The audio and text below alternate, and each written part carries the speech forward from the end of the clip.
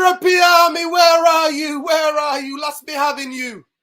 Let's be having you people. Up and down the country is a bit brisky.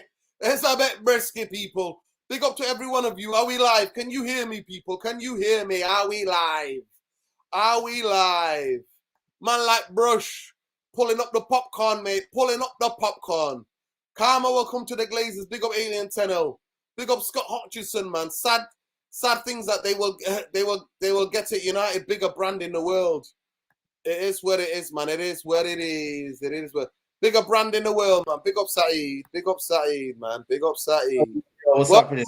Welcome, man. Deadwood FC. Here we go. Here we go. Big up, man. Big up, man. It's been a while. It's been a while. Got beaten today. Got beaten to being the first comment by Brush. Brush beat him today with a popcorn. Brush, man. the popcorn. You know that popcorn. He's everywhere with that popcorn. I don't know. Does he actually like popcorn? Is it just an emoji that he likes? Yo, he loves popcorn, crazy popcorn. What's going on? Yo, big up Shaka, M9 Shaka, man. Big up Saeed. Big up, man. It's a bit brisky. In London town, apparently. It's snowing, mate. Fairy tale man. It's a white Christmas. You know what I mean? Merry Crimbo for all those people, man. Merry Crimbo getting up for the Christmas.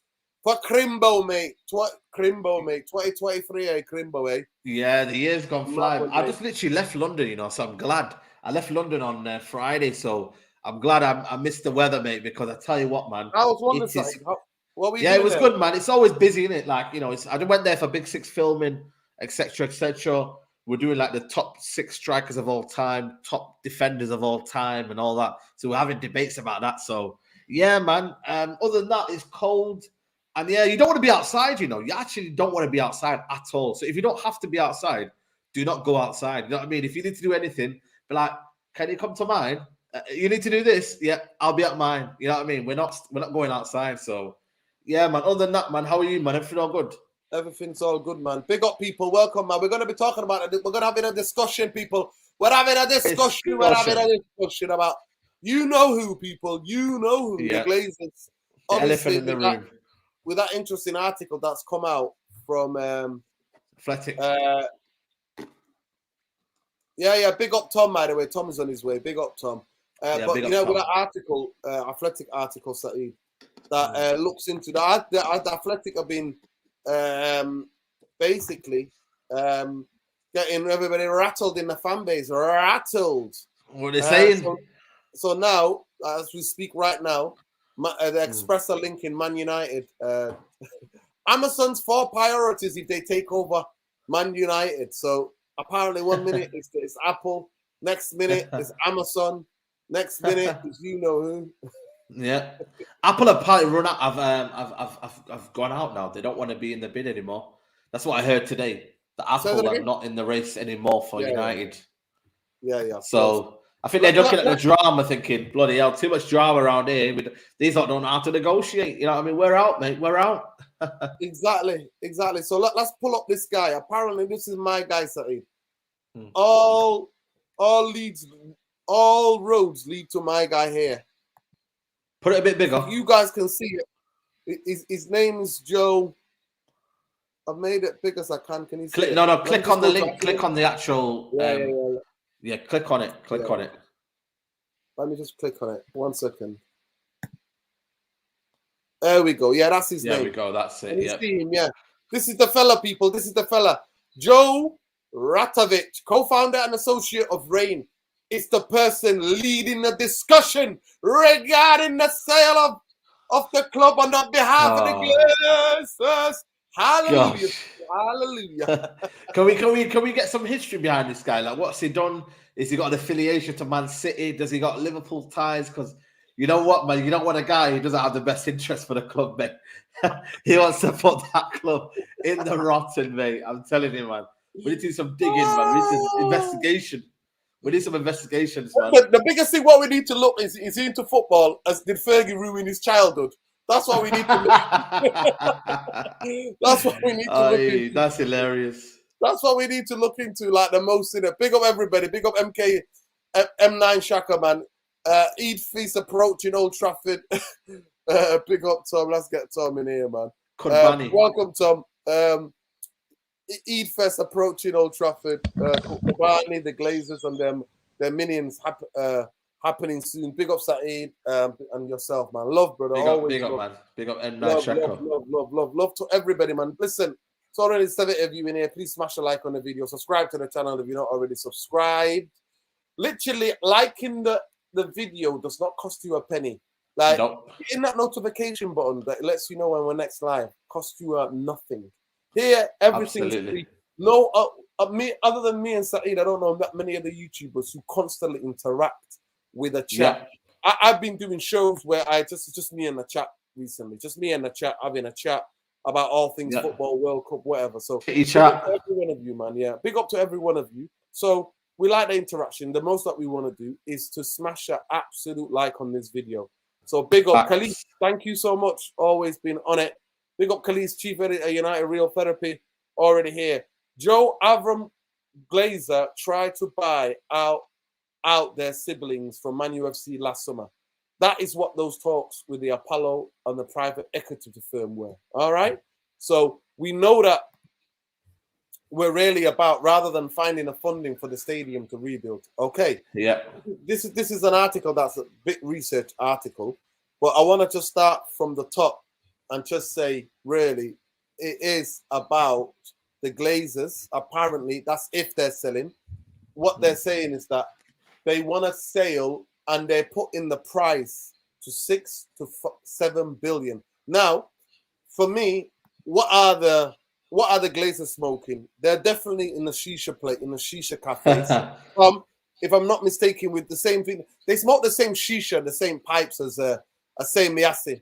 Tom, how are you doing, Tom? How are you? Are you in sunny Sheffield, those 7 sunny hills, or are you in London, where we're having a white Christmas, snowy all everywhere? Where are you, Tom? Where are you? Where are you?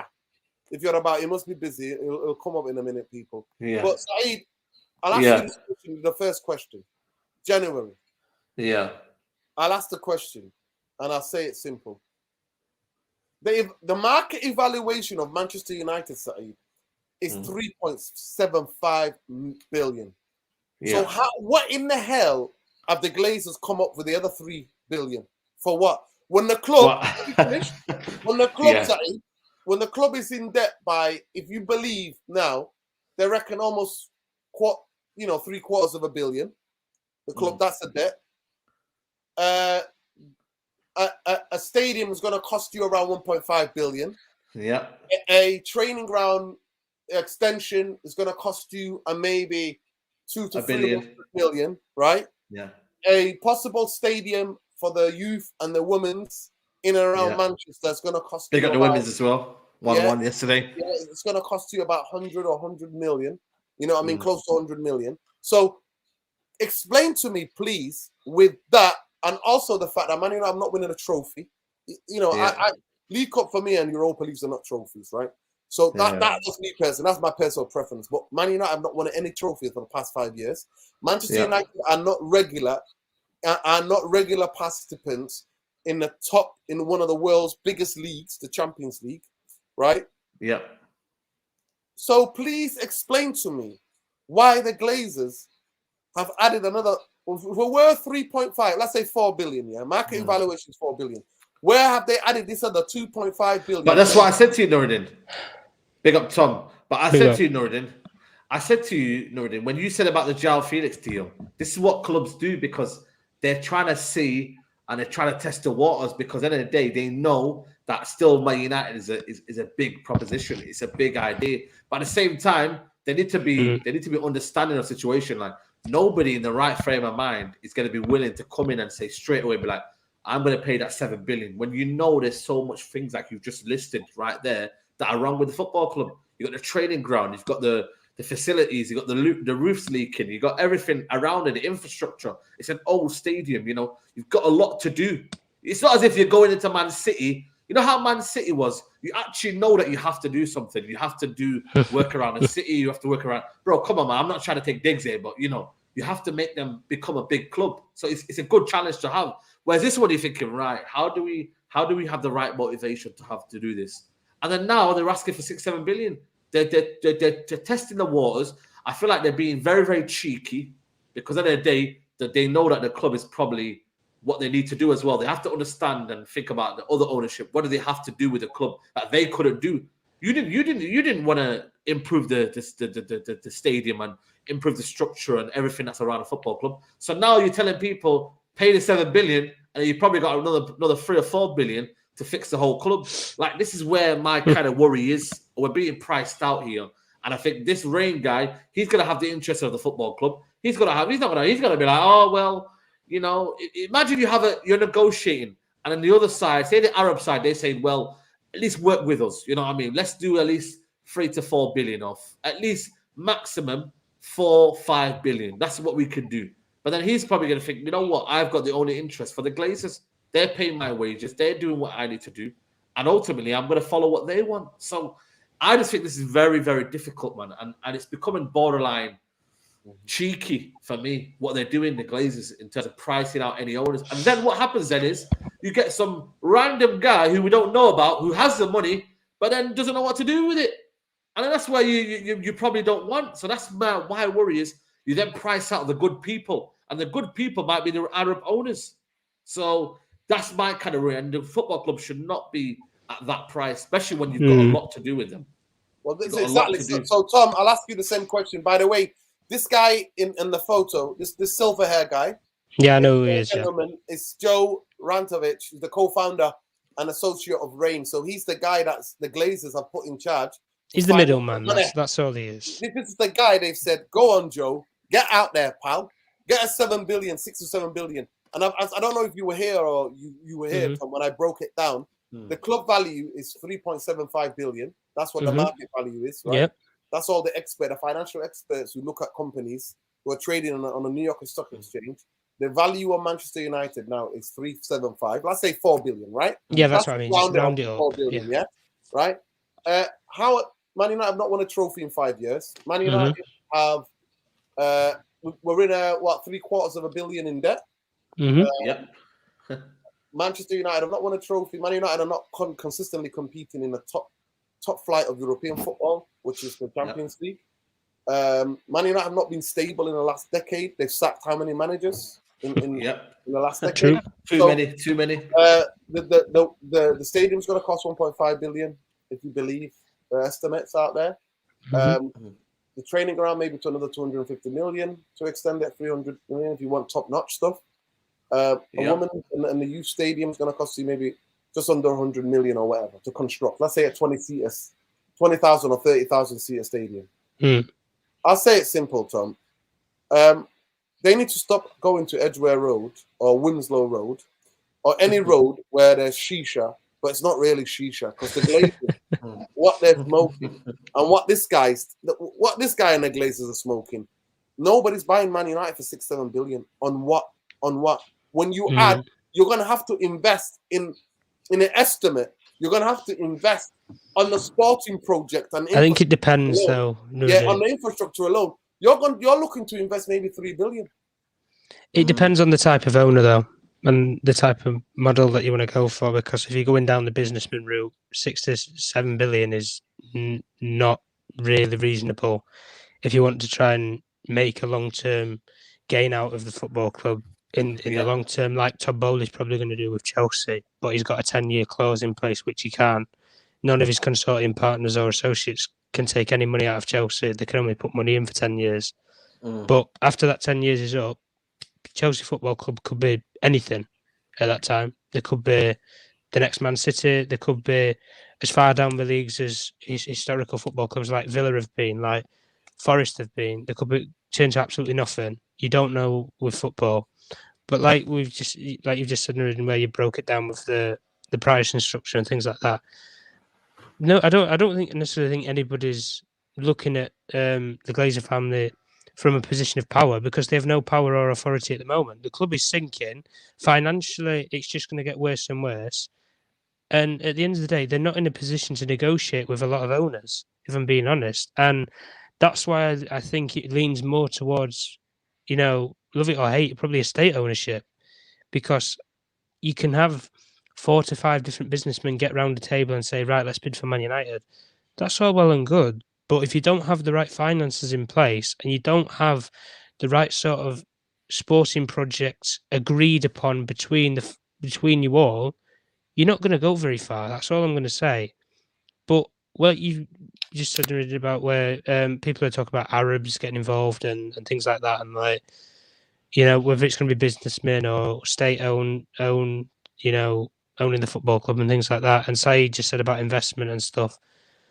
If you're going to go down that road of it, then it's you already know what you're getting. Is what I'm going to say anyway. If you go down state ownership, because the model has always been there and the principle has always been there to have a 10-year project plan, and that is to reinvigorate your stadium. That is to remodel and rebrand women and youth set up at both levels of teams.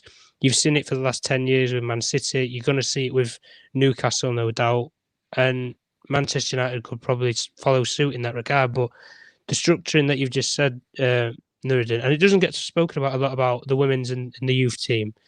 You know, a lot of, you know, media channels and media groups talking about you need to restructure Old Trafford, you need to do this and that.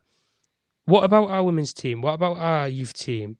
People, it's almost as if these things go into the dark and it's not negotiable, not interested at the end of the day. It's part of the football club, it's part of the furniture. So if you're going to remake over Old Trafford, then you're going to have to remodel and restructure for a women's and a youth setup team to have their own stadium or have their own training facilities somewhere. Because at the end of the day, when you have a world brand of Manchester United and your women's team or, you know, youth team and things like that don't have a designated stadium, regardless of it being if it's in Manchester or not, to not even have your own stadium at this level, I think is like, wow. It's shocking if we're being honest. But the potential buyers at the end of the day, I think businessmen, if you're looking at the price tag of 67 billion, I think you're going to be. I don't know if, regardless if you're a fan, if you're interested, I think you're going to be questioning things, because unless you can negotiate that price down, but you're going to have other suitors who will outbid you or whatever. So I think it's either you're going to have somebody who's really passionate, maybe even overly passionate to buy the football club for whatever motives or whatever reason it is to make money or to be successful, or you're going to have some, you know, Arab rich billionaires who are going to get together, or you're going to have a state ownership fund that's going to come in and blow them all out of the water, pay the price tag, and those people won't worry about a sporting project because they already know what they would do. They don't care about if they're going to build a new stadium or how much it's going to cost or how much a women's team stadium will cost, or, you know, knocking Carrington down or redeveloping it or remodernising it. They're not going to care about the costs of that. They'll put in plans so they don't get done under the financial laws of Great Britain, where the first 2 years will be maybe a stadium upgrade or a new stadium. For year 4 and 5, that might be restructure training ground or rebuild a women's team. Then you get to 5. Then you get to 6 or 7, which is right. Now we want to be seeing revenues come in, not to be taken out of the football club, but to actually progress for those teams, for such as the women's team and the youth team, then to be funded off of their own deals, not having to be where the owner funds it all. Which I do think, yeah, you want an owner who's going to come in and put money in, but if then those teams can then run from what they make, which effectively is what Manchester United men's team could have done under the Glazer ownership, and they could have potentially even won trophies, and the Glazer family could then have taken money out of prize fund money, or you take it out of trophyship money. But at the end of the day, I don't think a lot of businessmen or billionaires are going to be looking at overspending, or, like Saeed said, you're getting, you know, your pants pulled down in many cases for the price tag that's being set. So at the end of the day, either you're going to have somebody who's really passionate and who's prepared to pay the fee that the Glazers want, or it's going to probably go state ownership. Okay, big up everybody. There's only 33 likes and there's nearly 150 of you in here. Get the likes up. I don't understand it. I genuinely don't understand it. Unless 100 of you are a Russian farm from Twitter.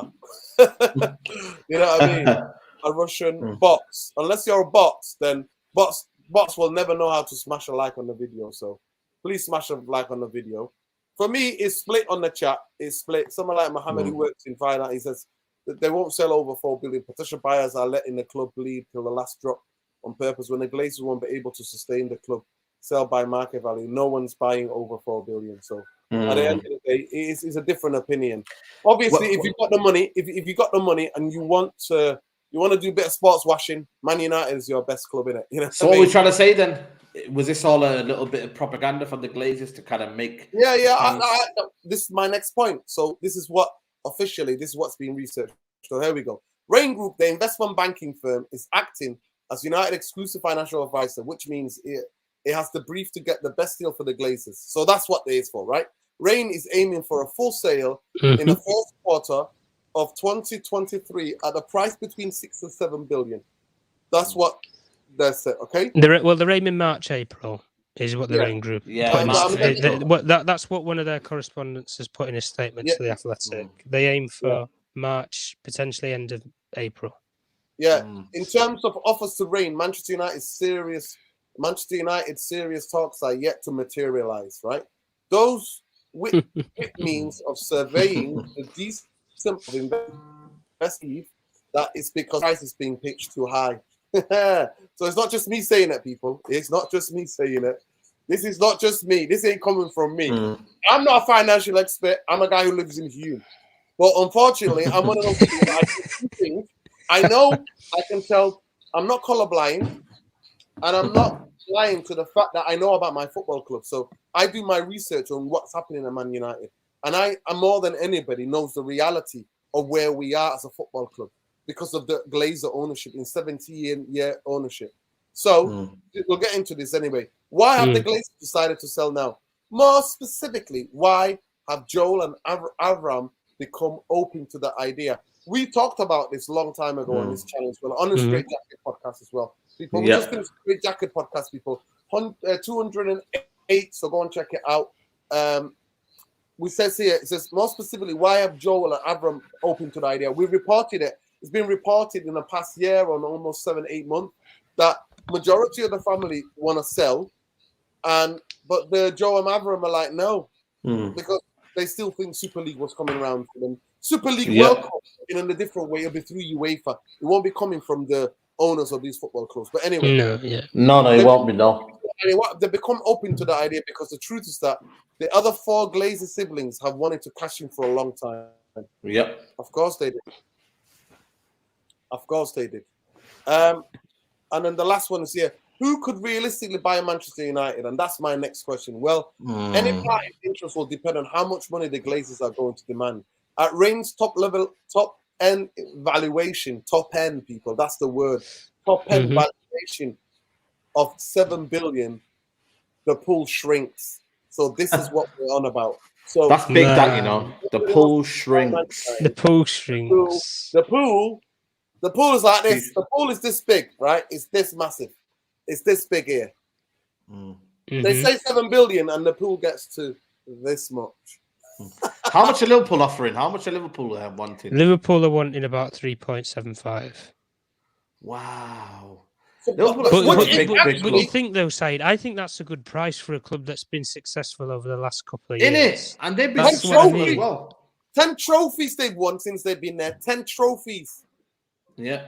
And I don't exactly think 4 years, Liverpool have been in the Champions League consistently, season in, season out. That's what I mean. But it's like with FSG, when they went in there, they're leaving the football club in a better place when they actually bought it. That's the only thing that you can say about an ownership like that model. But they are the model that Manchester United effectively could have been under the Glazer family. Was the revenues that you make go back into your football club and refund and restructure. Anfield, at the end of every single season, they have had a stadium upgrade or they've had a capacity extension on the stadium. I think they used to have a capacity about 45,000. It's now over like 50 over the last and you look at that's over the last 5 or 6 years. It can be done if you wanted to use revenues. The Glazer family have had a chance to be, if you like, successful with the football club, but they chose not to. Why? Because they were people, and I always refer back to the same point that we referred to on the last podcast show, was the Glazer family came in debt, basically in debt, and they're leaving out billionaires. I just think it's absolutely scandalous at the end of the day. And they talk about top end evaluation. Top end evaluation of £7 billion. I just think it's greed, isn't it? Let's be honest. It is severe greed because the amount of money they've taken out over the years, they've loaded this football club on the highest debts, I think, in probably just low of Juventus and Barcelona. In effect, Man United are the Juventus or Barcelona of English football, effectively, if you want to talk in financial terms. Because financially, they have absolutely riddled Manchester United to the barrel, and to the point where Manchester United's revenues don't even secure Manchester United's exposure in terms of paying for the stadium per year, in terms of paying your staff even at the training ground. That's how bad this will get if it continues and it still wants to go on to gather pace. But at the end of the day, the Glazer family have come out and said 7 billion is the price tag. Billionaires or not are going to look at that and think 7 billion for a club that we have to buy, and we're buying somebody else's problem because we have to offload all the debts. We then have to restructure a stadium. We have to make sure that the fans aren't going to turn on us like they did the last ownership. So we have to meet certain demands. I wouldn't expect them to meet every demand, but compensate for some and have a communication line open. Let fans express what they want to express. And this world that people are living where they think that any owner is going to come in and let a fan be on the board and stuff. That's what we all want. But in reality, is it going to happen? Probably not, no. Because the executive decisions aren't going to be made of somebody who doesn't have an executive qualification. That's just the point and the problem. If you have a Manchester United fan who's an executive, sports expert or whatever, then by all means you can send them on the board if they have the right qualification. But if it's just any Tom, Dick, or Harry off the street who walks down, Old Trafford or whatever, or St Matt Busby Way, and you just send them into the boardroom, who's to say they're even going to have a say anyway? They could easily just get pushed into the corner. Nobody need never know at the end of the day. But like we've just said with the stadium and everything like that, you're hearing companies like Amazon are interested. We've heard Apple already. You'll probably have Google in a couple of weeks' time. That'll probably buy into Manchester United. It gets that ridiculous. But those kind of businesses, people will look at and think, every business will want to make something out of it. These businesses don't have to, because they can use Manchester United, but use it in the right way for them as a business, because the advertisement that they would get off of Old Trafford and Manchester United is state of the art. They would probably make record set sales shares. They'd blow any other business out of the water. If that's Amazon, I think they'd probably double Apple's net worth of production. They'd definitely beat the likes of Facebook and those sort of social media brands or outlets. But at the end of the day, it's in the title, isn't it? Business. That's the only problem. And that's the only thing that I have against it is businessmen have their eye on one thing. And that's business interest. Profit. That's it. Business interest, Said. There you go. Business interest. And that's it. Big up Jarvis Cocker says, our fixed assets is worth Jack. It's true. Trafford, Carrington, the Synchronity. That's what I'm saying to you. So whoever the new owner is, they're looking to spend, let's say, $1 billion, nearly $2 billion on this to fix this. So where is the $7 billion coming from? For me, it's just like, I think this is propaganda. We know what the Glazers do. Glazers are putting it out there. Well, they're not getting anywhere near that. If they're gonna get anything, somebody might just give them a $5 billion. I can't see Man United going for $6-7 billion. People. Well, it was $5 billion in 2019, wasn't it? When we wanted to, when we were talking about them Arab owners possibly coming in, it was $5 billion then. So has it gone up by $2 billion in the last 2-3 years? When we've had lockdown, when we've had a decrease in money, when Man United have changed a new manager and like I said, had to start again from scratch. Has the club gone in value in $2 billion in the last 3 years? Is that what we're trying to say? Like, that's why I'm just a bit, I don't know what this kind of, people are saying inflation. I get that. I understand that. But also, you have to look at what the club's value as it increased. I don't think it has. No, he hasn't. But, Listen, big up Alien Tenor. Big up Alien Tenor. Says, good God help the business the Glazers go to next. Well, yeah. Help anybody that has to ever deal with the Glazers. I told you, half price deal, Liverpool, 3.75 million. There you go. Oh, that would be amazing. Do you know one thing, right? This question, I've been asked this by a lot, Then you know what? by a Listen, lot of people. okay, Though. Tom, you've put me in the corner. I'm willing to go along for the first time in my life. Go on. First time in 17 years, I'm happy to go along with Glazer propaganda. If that means they're going to use 3.75 million to go and buy Liverpool, I am with Glazer. Would you forgive them for everything that they've done if they did? I'm telling you. No, I wouldn't forgive them. No, No, good. There's nothing No. To me, what they've done to Man United will be unforgiving. But if that happened, I'm telling you now, I'm going. We're hiring a plane flying over, putting Glazers in on top. Thanks for buying Liverpool. Glazers, thank you for buying Liverpool. Big up MK M9 Shaka says, surprise saying Yassi hasn't tried buying United. Yeah, he said it last time. Actually, he said it. So listen, big up. He's actually put a super chat as well. What's write a book. The rapage, the rapage Man United. Oh my God, man! 100%, mate. There will be a book. There will be a book on Glazer's crimes of what they actually did at Man United. Yeah, big up saying me. I see. Sam says, Tom, who's every whoever buys United, it won't stop the Gunners winning the league this year. We will double in price. We will become the Harrods of football in London. Oh gosh, that is cringe. It's not cringe, right? Listen, have you tried stand up?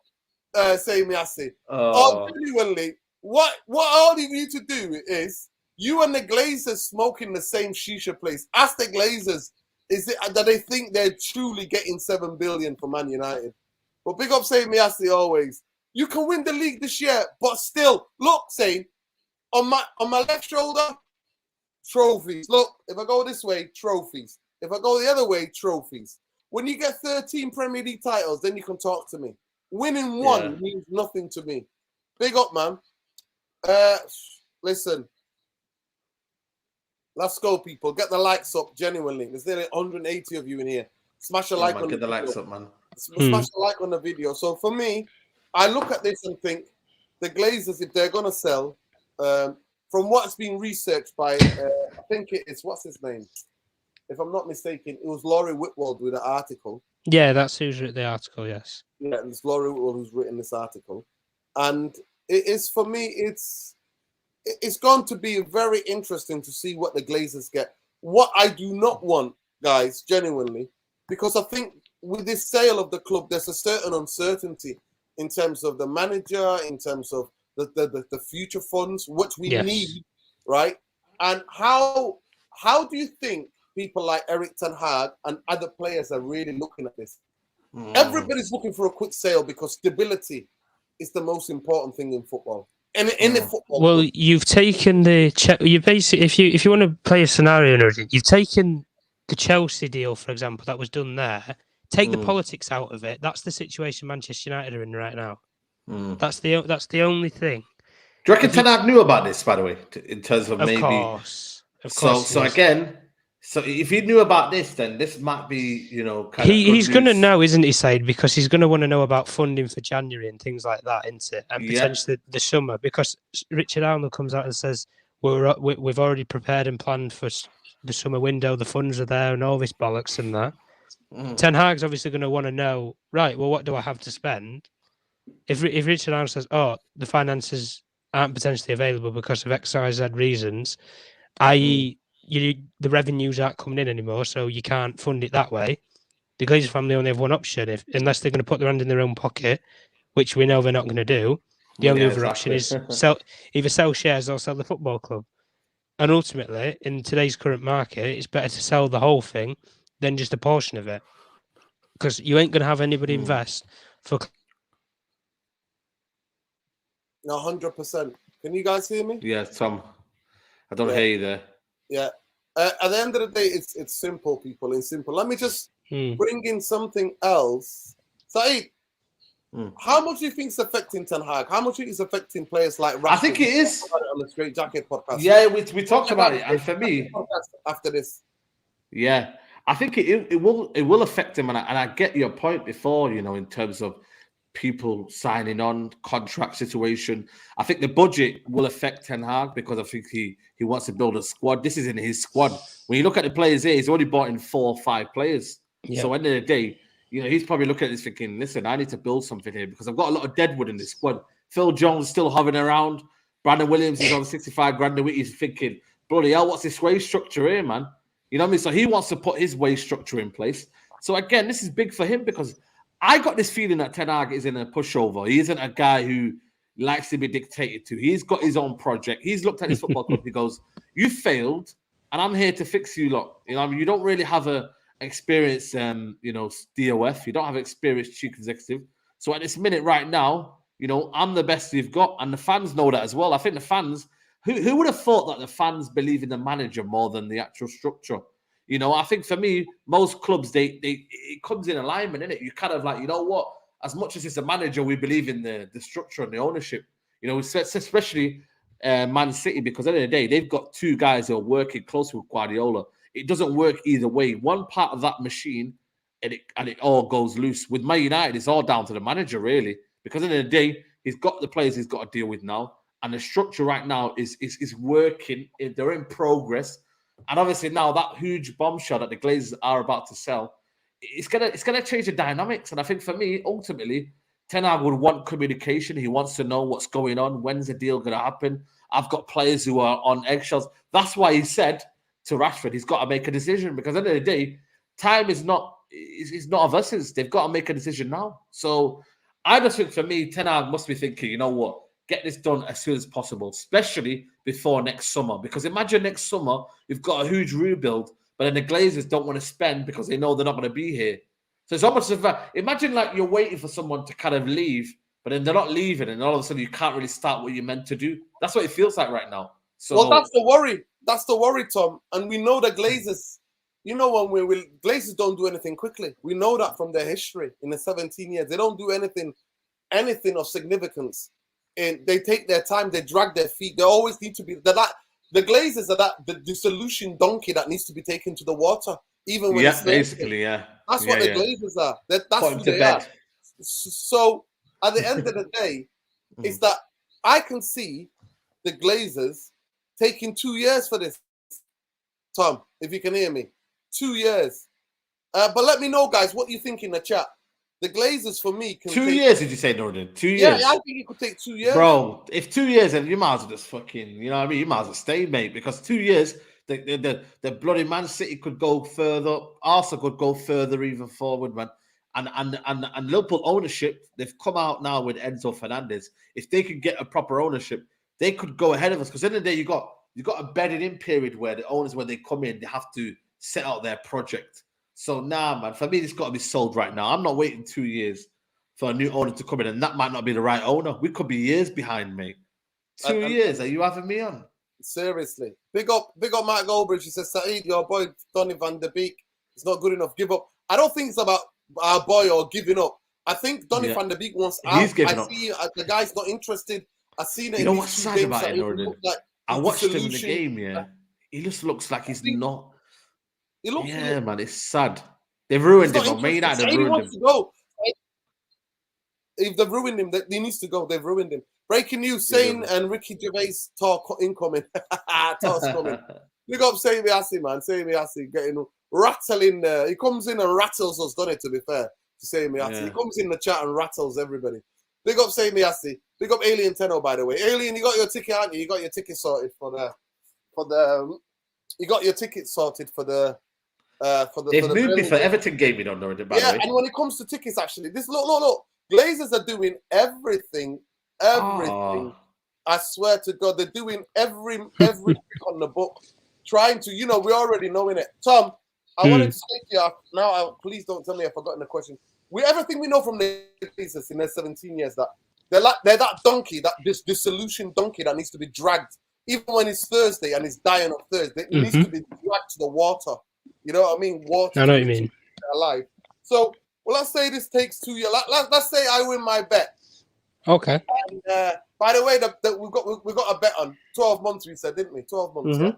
Within 12 months, we said that's about a month ago. So about a month ago, we've said me and Tom have got a bet. He comes to Manchester, I take him out for a curry, or he takes me out for a curry. There it is. Here's what it is. I said this could drag on to maybe 18 to 16 months to 18 months to maybe 2 years. Because I think it's having an impact on the players. Once you have that, your club could be taken over by somebody else. It affects everybody. Because the manager, the plans for players, the type of players that you want to target, the players, some of them have got any ambition about them if they want to stay here, because Man United are not going to be winning any league titles anytime soon. So all these things go into it. Let's just say the Glazers do what they do and drag this. How painful is that going to be for Erik ten Hag? How painful would it be for players? I mean, I think it depends what boat you come into, doesn't it, or what category? Because if you're speaking from Ten Hag's point of view, it's not great for him. I think it's probably worse for him out of anybody in this scenario, because of the fact of that his plans that he wanted to put in place, that he agreed on with the Glazer family, with Richard Arnold and with John Murtough, over that 3-year project that they said, where we're going to redevelop, reimburse, and we're going to remodel the first team. That project has barely even been underway for 6 months, and it's already been tarnished already, basically. And with Ten Hag, unfortunately, regardless of we all, I think a lot of people know that Ten Hag's a great coach, great manager, and he can do great things given time and given a bit of fight and given the right finances. But there's no guarantee that any owner is going to come in and want to actually take on his plans that he's already made, or is he going to even want to listen to any new plans that he might want to make after 6 months being at the helm. So I think from Ten Hag's point of view, it hurts him and affects him more. But if we're speaking from more of a normal point of view, I guess, with the players, I think so long as the paychecks are still coming in and everything, they can still, if you like, quote unquote, feed their families. I don't think they're really going to be too affected by it. I think if you take, for example, the role that Thomas Tuchel did at Chelsea, where he clouded over the judgment of it all, questioning, like in press conferences and things like that. If certain journalists want to answer certain questions, just don't answer them. Be political. If you like, be political. Just don't answer the question straight. No, it's simple, Tom. All he's gonna say, all these things are above me. I can only. That's what I mean. Yeah, they're out of my. They're out of my hands. They're not. I don't live in that world. I live in the world of coaching Man United. Football. I live in the football world, not the financial world. At the end of the day, even though we own such as real estate or property, he's multi-millionaire, Ten Hag, with or without football. So at the end of the day, he doesn't need to be worrying about his paycheck or his salary. He's just worrying about what he's going to have available financials wise to actually sell the football club. But even to buy the players that he wants to bring in. But even for that manager now, or for any of these directors, what do you sell to players? The biggest thing for me. Yeah, listen, the biggest thing for me is simple, isn't it? Like Khalid says here, but big up Jarvis. I wouldn't wish to 100% on this settlement. It's a joke. It'd be funny if they bought Liverpool, but I think then it started to feel bad. I said it. I tweeted it. I said, imagine the scenes if they left Man United and bought Liverpool. But I think the Premier League rules have put now a clause in the Glazers the Glazer rule now. So I don't think they would be able to do it, man. They would be able to do it. They couldn't do it with a debt leverage takeover. They couldn't do it. Yep, exactly. And I can't see them ever spending the Glazers ever spending any money anyway. No, that amount of money. They only ever spent at Man United 200. I think their father had 200. He put up 200 million cash, and they borrowed the rest, 500, nearly 600 million to buy the club. They bought Man United for 700 million, by the way, 750 million. Big up Khaleesi says here, staggering. Man UFC debt liability is very close to already past 1.1 billion. 1 billion. 500 million gross debt from 2005 takeover. Laurie Whitwell. So yeah, and not a penny paid off. Not a penny paid off, isn't it? 200 million on credit, 200 million in net money owed to transfer strength. Wow. Power means That's infatuation in the exact numbers, consideration for buyers. Of course it is. So yeah, exactly. So then they're looking at the turnover. They're looking at what's the depth included. You know, you still have to take on that depth. Of You still course have you to do. That's take it what I'm on, saying and to this you. is the problem. But that's what I'm saying to you. Where are they getting this 7 billion? Like, it's not like we're thriving. And the biggest thing is that with Chelsea was very quickly. Please don't get it twisted. Chelsea was a very quickly because Chelsea were about to go bankrupt because they were under pressure. The club basically looked at Ibrahimovic and said, "You cannot own this. You have to give this up." So it was a quick sale, and Rainey Group were a part of it. Apparently, Glazers do want a quick sale in principle. Apparently, they do. They want that in principle. They want a quick sale in principle, but unfortunately, they're setting 6 to 7 billion. I can't see any people rushing. Where Man United are nearly £1 billion in debt. But it's a shame, isn't it, though, when you think about it, like, you know, the fact that, you know, we're not allowed to get excited because they're holding us back, you know what I mean? And they're trying to dictate what the club, like they've just put that out there, the feeler that we want to sell, but we're going to make sure that we do it on our terms, which, don't get me wrong, of course, because at the end of the day, you own the football club, but at the same time, do it so then at least people have a chance of buying the football club.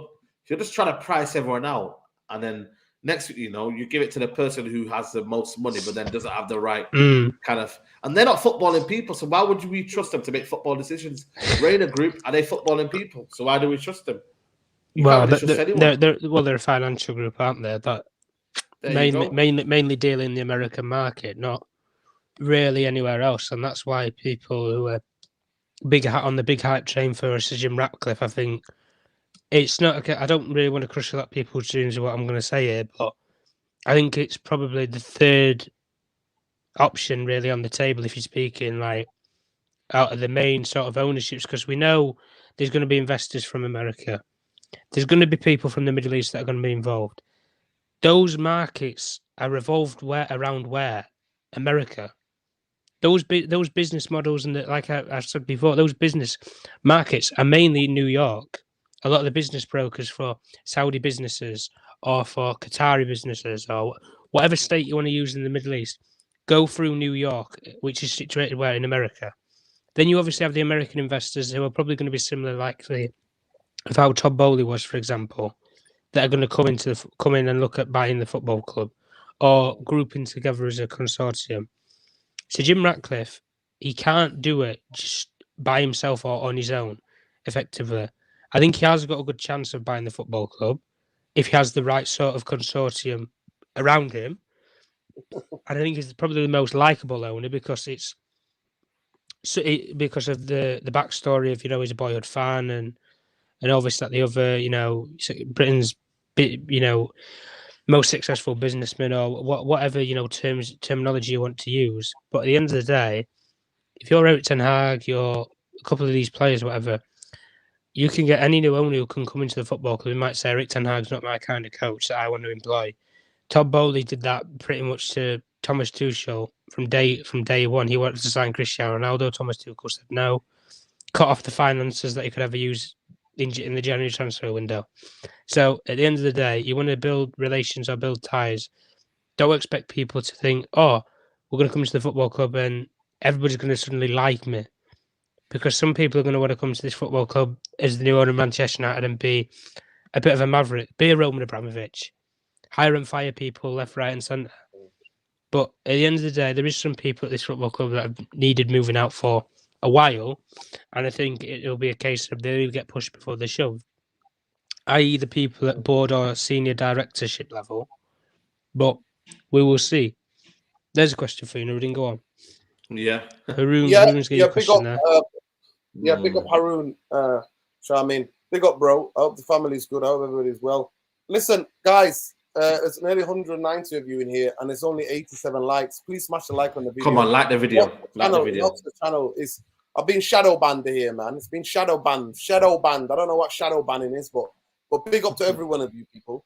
For me, my next question is now, since now the pool is smaller and it actually goes on perfectly. The question I'm going to come to you, Saeed, with this, and I'll answer this first. The pool has become small.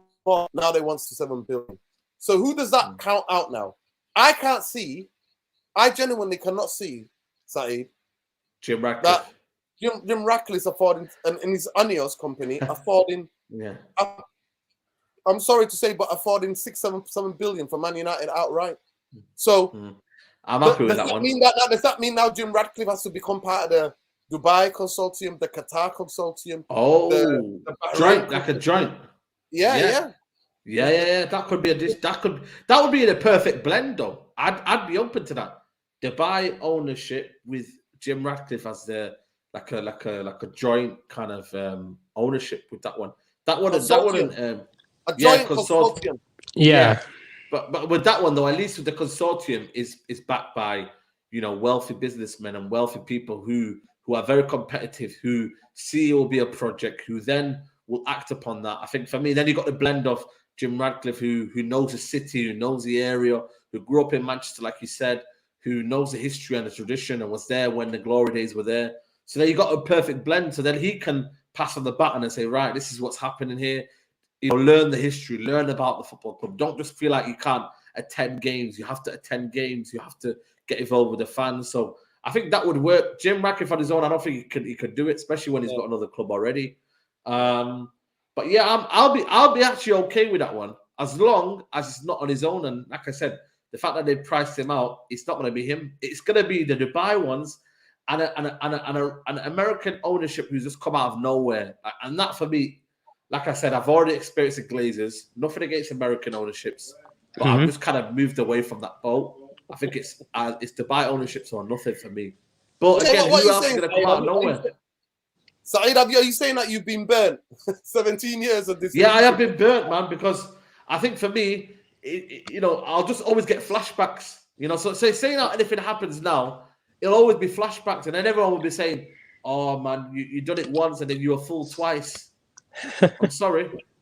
So basically, what Saeed is talking about is PTSD. He doesn't want to get any PTSD. Yeah. He doesn't want any post-traumatic. Listen. So Haroon, for me to ask you that, obviously that those rumors were on Twitter, Haroon, and they set Twitter alight. And it came out because there were a couple of financial experts actually that were suggesting such a thing, saying that Man United are the most supported club in Saudi Arabia, and Saudi Arabia are doing everything they can to diversify their economy. That's why you've got boxing taking place there, concerts. They're opening themselves to the world. And why not get one of the most renowned football clubs in the world? That would be the biggest irony. And I don't think the Geordies will ever forgive us. The Geordies will never forgive us if that was to happen, right? Because some of them have got it in their head that they're getting Mbappe in 2 years' time. That's why Mbappe didn't go to Real Madrid. Because he's already done a pre-deal contract with Newcastle for them when they get into the Champions League. So that's what it is. But I'll ask you the question. Who else does it rule out if you don't just rule out Jim Ratcliffe? Does this put an end to the idea of like the 51+1 kind of thing? Absolutely.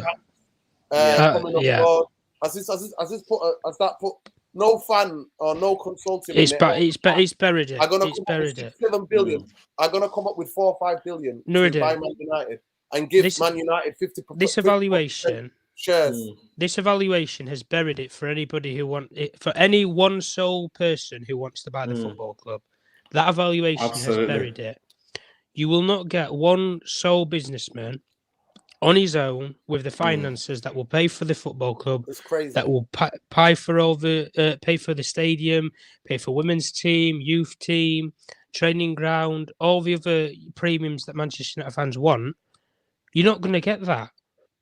Because at the end of the day, you don't have somebody who's got the financial backing or should we say background behind them financially with the structure to do so.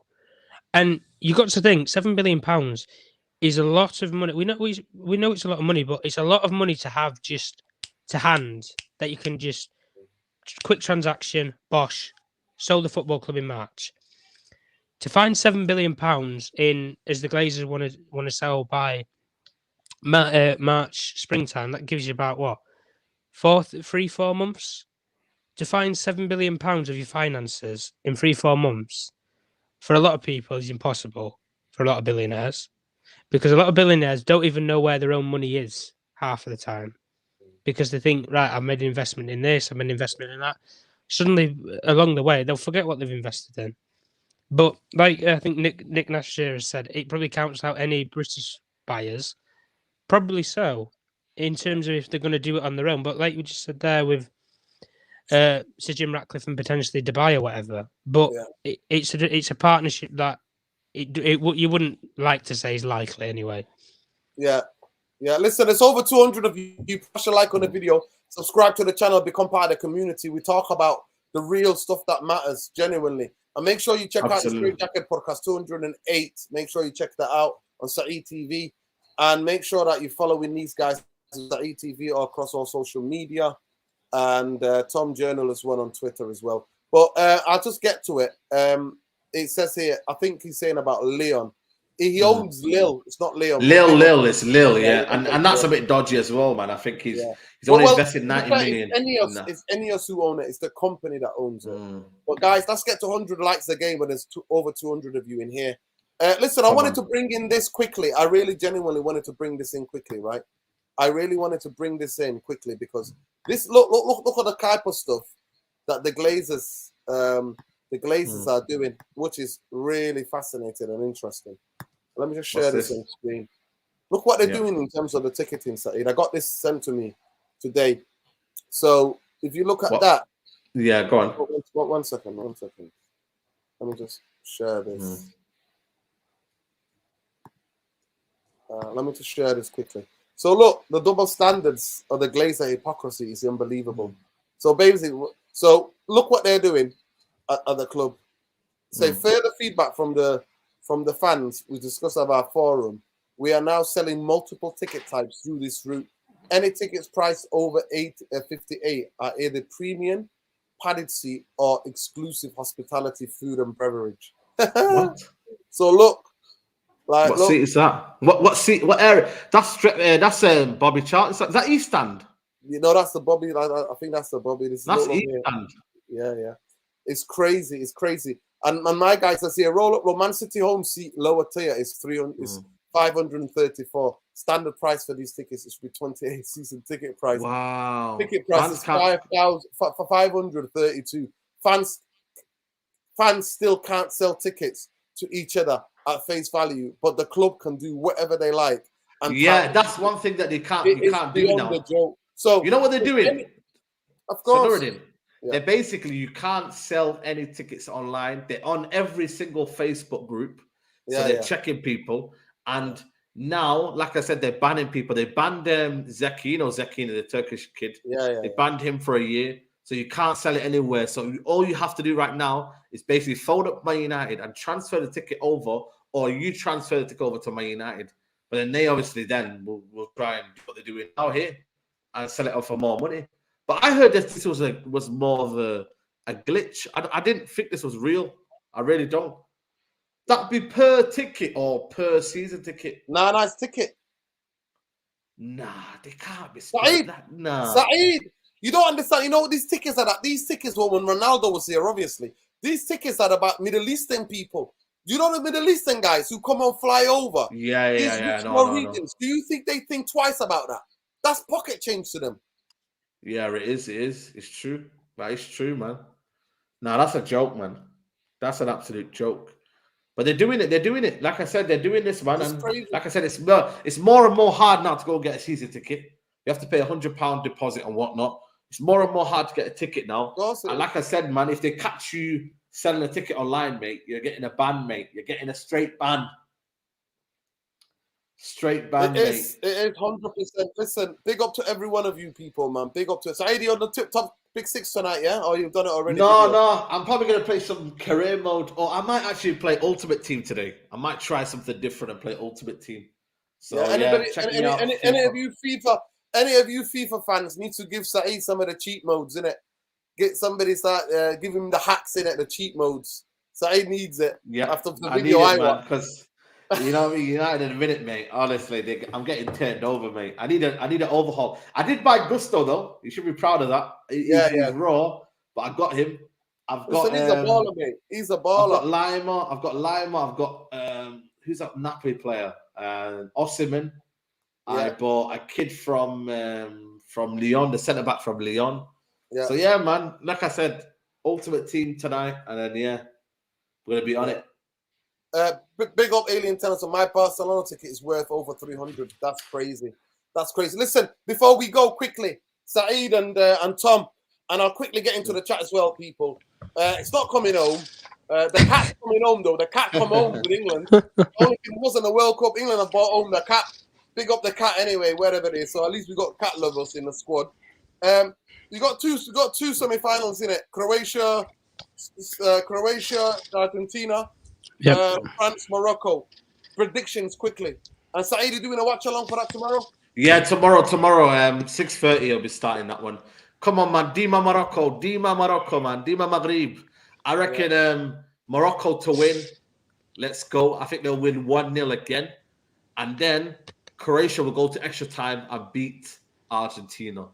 I don't think Argentina are being impressive, man. They've relied heavily on Messi. I think their team, like I said, don't get me wrong, they're a good outfit. They've got good, but I'm not gonna lie to you, Croatia's midfield is as good as anyone's in the tournament. I think it's the best in the tournament. As a functioning three. I think it is the best. It is. Because I think the body of work that you have with players like Kovacic, you then have with players like Pasalic, Modric, like the ball retention as well. People talk about how Brazil and Spain play this tiki-taka football. If they control the ball, you struggle to get the ball back off of them at the end of the day. Exactly. So, but yeah, go on, Tom. They're them sort of teams where they don't have players in the liking of a France or. Yeah, the internet got him. Neil Ashton got him. What do you think about the Argentina game, Saeed? I think for me, Argentina, don't get me wrong, I think they've got the quality, but I think Croatia, they do this all the time, man. They stay in the game. They don't try and be this expansive football team. They can still play, but they haven't got a striker up front, so they're very, very limited. They'll just do what they do always and just kind of, make sure they get a chance and use that. And then obviously penalties as well. They're looking to go get penalties, man. And Argentina, they've I think, how many goals have they scored this tournament in terms of goal wise? It's not been like convincing wins. Apart from what was a win where they were convincing? Was Poland game? Poland, yeah. Apart from that, they haven't been convincing. Australia was a struggle. Yeah, there you go. So for me, tomorrow, Argentina, Croatia, I think it'll go to extra time. For me, Croatia to win, for Croatia to win, for me, they have to play like they did against Brazil. They have to take control of that midfield, and they have to allow that he can't get on the ball. Messi, they've got to stop the service to Messi in the dangerous areas. There you go. So I think for me, Messi, if you're looking at a team who defend well, that Guardiola as well, he's a top defender. Him and Lovren somehow making this good partnership. Shout out Lovren, by the way. Yeah, exactly. You got Juranovic as well at right back. You've got Perisic is still doing his thing. Even the ones that come off the bench as well. They've been having an impact in the tournament. So massively. I just think for me, I think they've got a chance, man. So big up to Morocco, big up to Croatia. But don't get me wrong, France Argentina would be a good final. It would be a very, very good final. Messi versus Mbappe. I just want an African team in there. I want Morocco, man.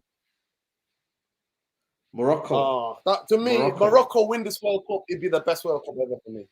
It'd be the best World Cup, man. Go. Shout out to all my people in Marrakesh, the scenes from Tangier. Yeah, man. I see the video over there.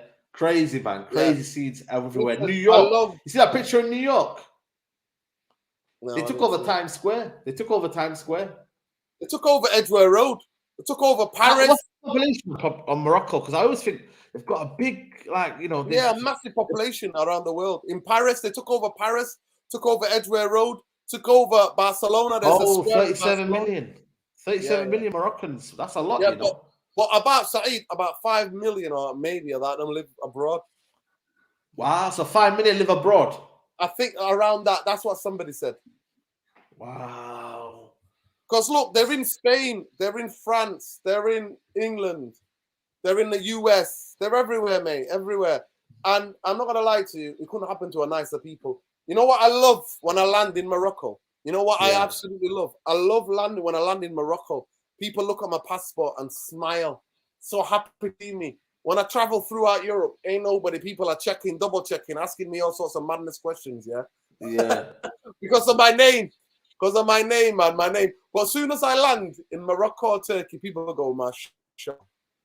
Look at my name and go, they go, Nuruddin, mashallah. They look at the passport and go, mashallah. Like other countries in Europe, they look at me like that and go, wait here, mate. I'll take you to.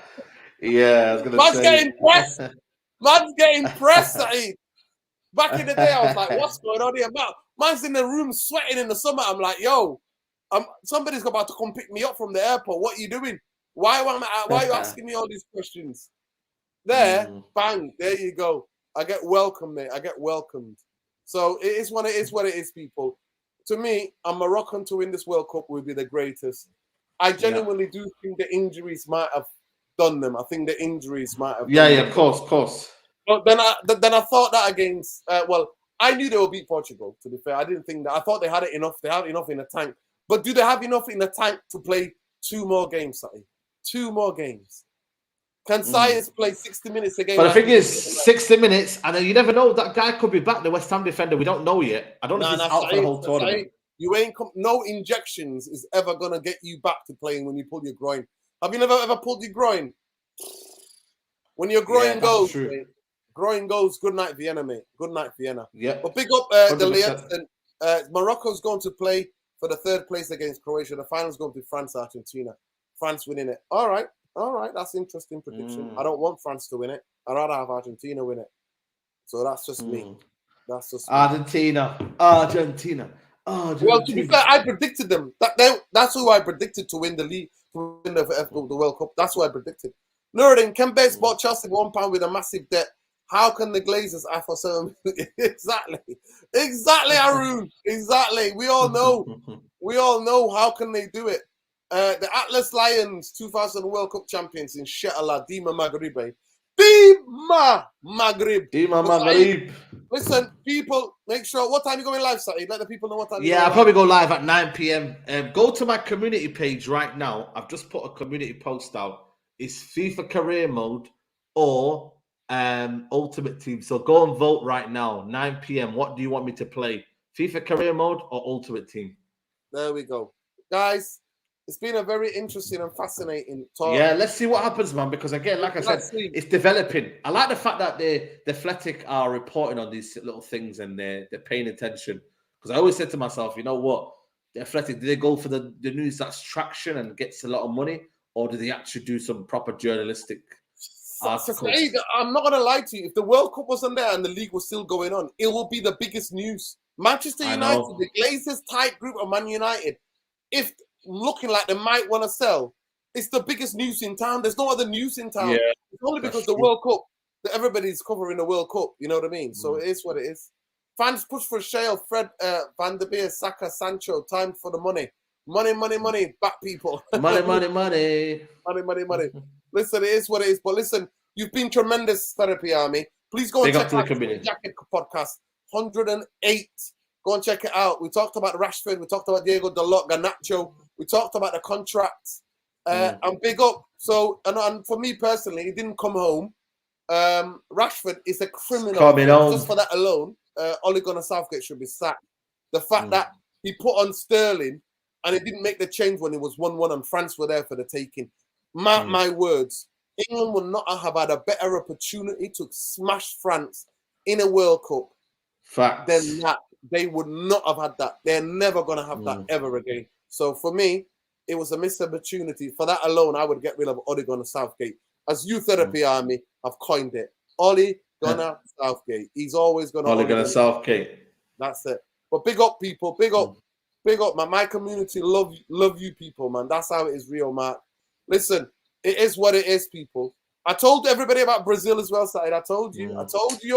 I told everybody. I said about Brazil, they're not convincing. I said Neymar is not convincing.